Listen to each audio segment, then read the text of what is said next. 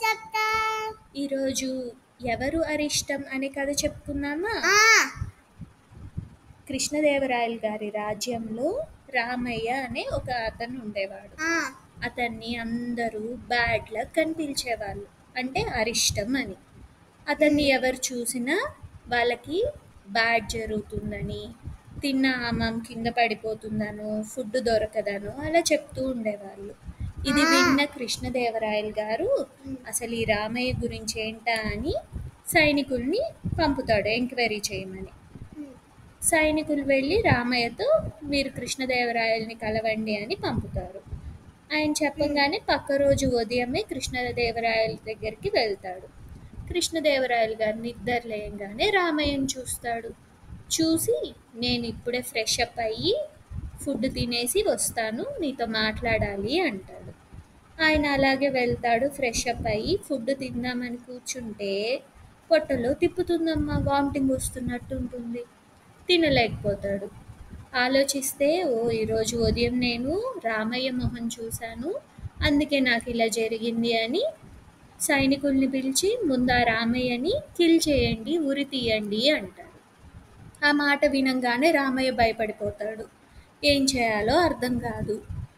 సైనికులేమో రామయ్యని తీసుకొని ఉరి తీయడానికని వెళ్తూ ఉంటారు. ఈలోగా ఎవరు కనిపిస్తారు? తెనాలి రామకృష్ణ. కరెక్ట్. తెనాలి రామకృష్ణని చూడంగానే నన్ను కాపాడండి అని చెప్పి జరిగిందంతా చెప్తాడు.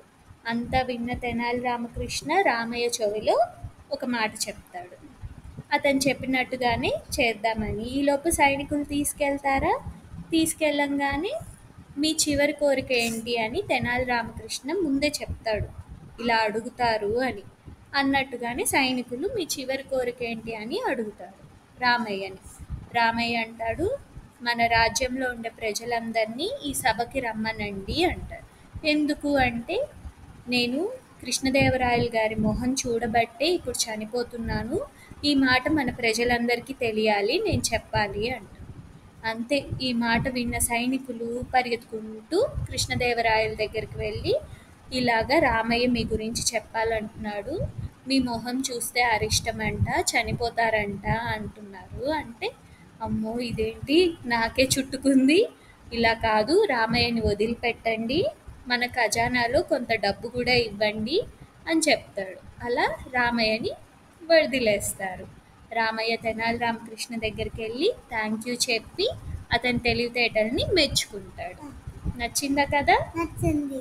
మీకు కనుక ఈ కథ నచ్చినట్లయితే లైక్ చేయండి, షేర్ చేయండి, సబ్స్క్రైబ్ అవుదాం మరవకండి. ప్రేమతో మీ ఆశ. ఇంకా చేద్దాం. Thank you.